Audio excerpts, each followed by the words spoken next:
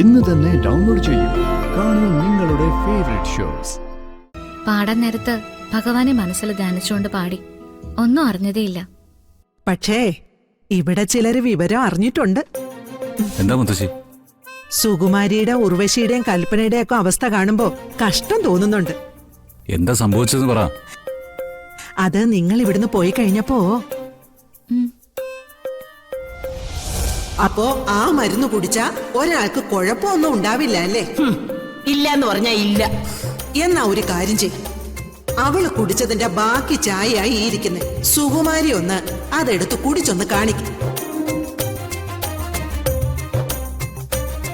സുകുമാരി ചെയ്ത ഈ കാര്യത്തില് നിങ്ങൾക്ക് പങ്കൊന്നും ഇല്ലല്ലോ. അയ്യോ ഇല്ല മുത്തശ്ശി, ഞങ്ങൾക്ക് ഈ കാര്യം അറിയില്ല. എങ്കിലേ കുടിച്ചാൽ ഒന്നും പറ്റാത്ത ഈ മരുന്ന് നമുക്ക് സുകുമാരിയെ കൊണ്ട് കുടിപ്പിക്കാം. രണ്ടുപേരും കൂടി സുകുമാരി ഒന്ന് പിടിച്ചിരുത്തിയേ.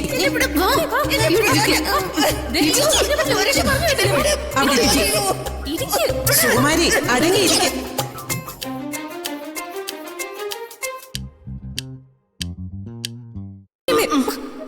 അടങ്ങിയിരിക്കും. കുടിക്കങ്ങോട്ട് കുടിക്ക.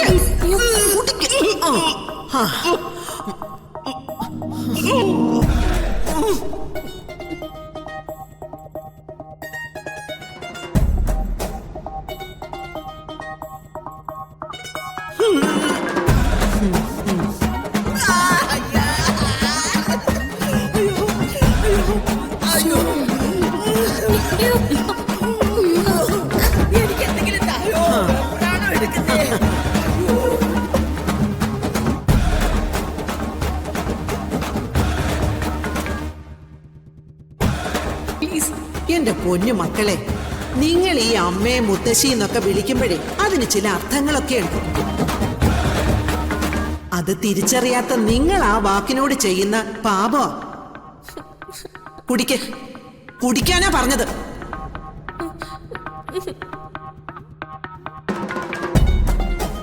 കുടിക്കുന്നോ അതോ ഇറങ്ങുന്നോ? വേണ്ട.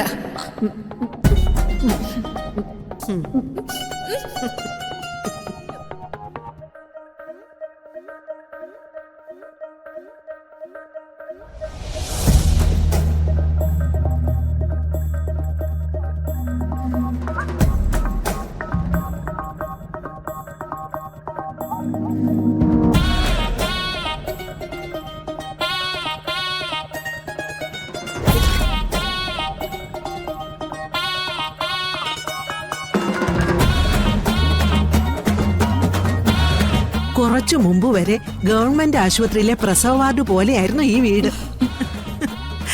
ഒരു മുറിയിന്ന് ഉർവശിയുടെ കരച്ചില്, വേറൊരു മുറിയിന്ന് കൽപ്പനയുടെ കരച്ചില്, പിന്നെ ഇതിനൊക്കെ മേലെയായിരുന്നു സുകുമാരി അമ്മയുടേത്. കലക്കി മുത്തശ്ശി കലക്കി. സുകുമാരി അമ്മയുടെ വിളച്ചിലൊന്നും എന്റെ അടുത്ത് നടക്കില്ല. ഇനി ഇതുപോലെ നിങ്ങളെ ദ്രോഹിക്കുന്ന എന്തെങ്കിലും കാര്യം സുകുമാരിയോ ഉർവശിയോ കൽപ്പനയോ ചെയ്താല് തിരിച്ചു കൊടുക്കുന്നത് 3 പേർക്കും ഒരുമിച്ചായിരിക്കും. മുത്തശ്ശി നല്ല ഫോമിലാണല്ലോ.